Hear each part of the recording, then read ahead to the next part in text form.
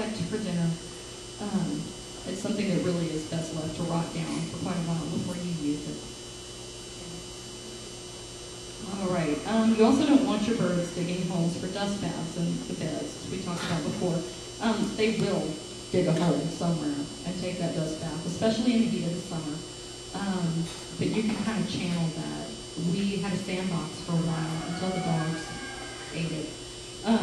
And that was a really good place for them to have a dust bath because it was contained and nobody was going to plant anything there. It was their territory. Now they have sort of claimed the spot up next to the foundation of the house on the shady side. And that's fine. Nothing was going to grow there, but I would say find a spot in your yard that you're not just absolutely in love with and let the birds have it because in the summer especially they really need that and they will dig a deep hole. It's not something you can fill in and go on. They will make it their own, like a tiny buffalo wallow. Let's see. You can encourage the chickens to fertilize areas that you're sheet composting. If you're not doing compost piles and you're just sheet composting specific areas that you're preparing for planting, by just tossing food and table scraps out there, and they will turn everything, they will be hunting for food, they'll find bugs in that sheet compost, and they will fertilize while they're there. I am using them to sheet compost bed up near the back of our house, and it's honestly going much better than I thought it was. I was afraid at first that they would kick everything out, and that would be the end of it, and I would end up with a hole. But they have done a really good job of just keeping it nice. They're light enough that they're not going to stomp it and compact everything that's in there. And they are pouring a lot of nitrogen to it, which is nice. I've also found that in areas, we're on clay over bedrock where we are. And so I'm finding that I have a lot of areas of very hard-packed clay, especially where the dogs and kids have been.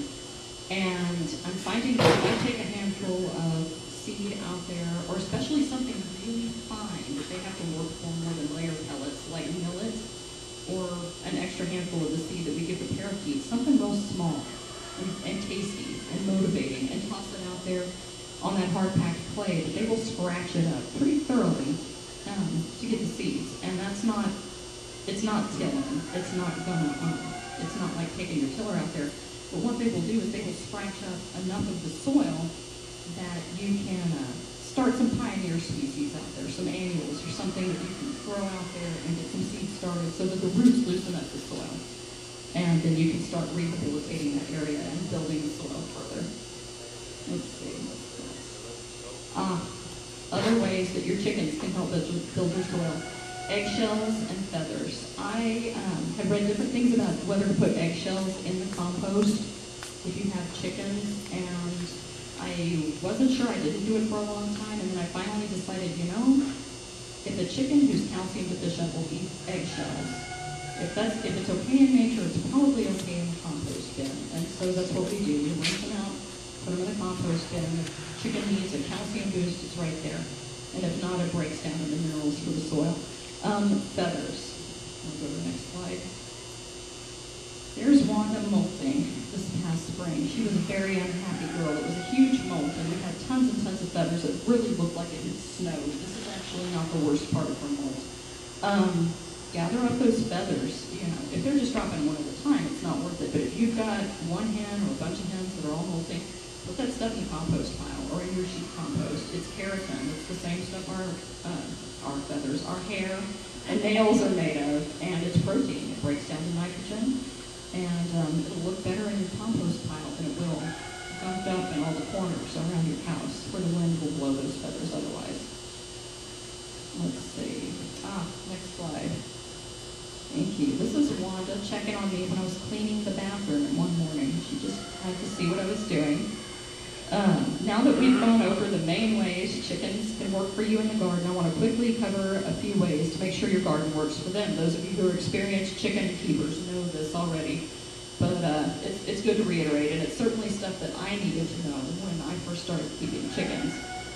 Obviously, anything that's potentially toxic needs to be up out of reach because chickens are like toddlers who can fly. They will investigate and peck everything. They will taste test everything. Toes are popular.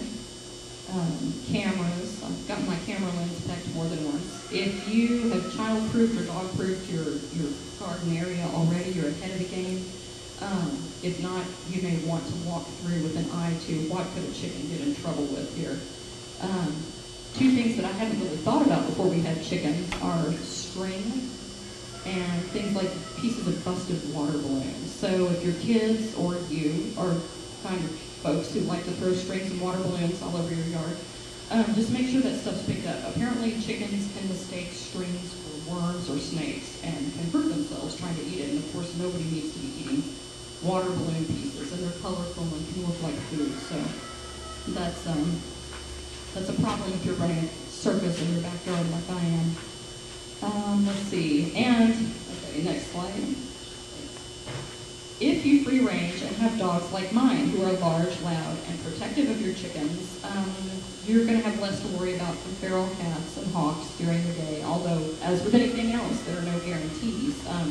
We found 3 hawks circling our yard the other day, screeching to each other, and we decided that maybe this would be a good time to put the chickens back in the pen. We don't normally do that during the day, but that day we did. Our dogs do a pretty good job of running off anything else that tries to get near the chickens. But, you know, we're lucky. Most dogs bear watching with birds, especially when they're first introduced, and frankly, some dogs can never be trusted with chickens. My neighbors down the street used to have a lovely flock of about a dozen birds in their little suburban coop, and they had this dog who, I swear, several times I had thought I had stumbled across the dog and it was dead because it was laying in the street and it was just so, you know, decrepit. I think it was about 15. And no, it was just resting. That this dog that you would think could not possibly even get up on its own managed to take out her entire flock in one afternoon when she forgot to close the coop door. So, again, you know your dogs, know your chickens. Dogs can be very useful or they can be very destructive. It's going to depend on the dogs and the chickens. And of course, even free-range birds should be penned at night. There's just too many predators, too many smart, highly skilled predators that are out at night, from feral cats, raccoons, possums, owls, teenagers, anything that can be out there to mess with your chickens. And I wouldn't rely on the dogs at night. Obviously, you need a sturdy fence to keep those wild and neighborhood animals out and to keep your birds in. This is probably old news to anybody who's had chickens for any length of time, but I had to learn it the hard way. Even if you think your hens are so big that they can't possibly fly over your fence, clip the wings. Clip the wings. And then check periodically to see if those feathers have molted and grown back in. If they have, clip the wings again. This particular lesson cost me $150 at the vet after Wanda decided to fly over and meet the neighbor's golden retriever. She's still with us only because my neighbor was home and moved fast, and it turned out to only be a slight skin wound between the wings. I also learned that day that I was neither a farmer nor a rancher, but in fact a suburban pet owner. My mother told the story of me taking Wanda to the emergency vet to my rancho relatives down near Yorktown and Goliad, and they laughed so hard that it almost broke up the whole meal, the idea of taking a chicken to the vet. So that's another thing you might want to consider is where are your boundaries? What's your philosophy on that? But mostly, clip the wings. Clip the wings.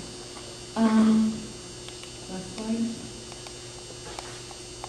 All right. There's one more benefit to gardening with chickens besides help with bugs and weeds and soil and learning your landscape, and that is, frankly, pure enjoyment. There are evenings after work, after we're done with school, where the kids and I and my husband just sit out, or we'll invite friends over, and we will sit out there with our dessert or coffee or whatever. We'll just watch the chickens before it gets dark in the summer. It's a relaxing thing. You can explain a lot about life to your children. My older boy, who everything has to explode or beep or make noise to hold his attention. We were sitting out there and the chickens were just doing their thing, rolling in the grass, and he said they're not doing anything. And we explained to him, well, you know, this is what most of life is just animals and people going about their business. And there's something to that. I've also found that chickens are a really good icebreaker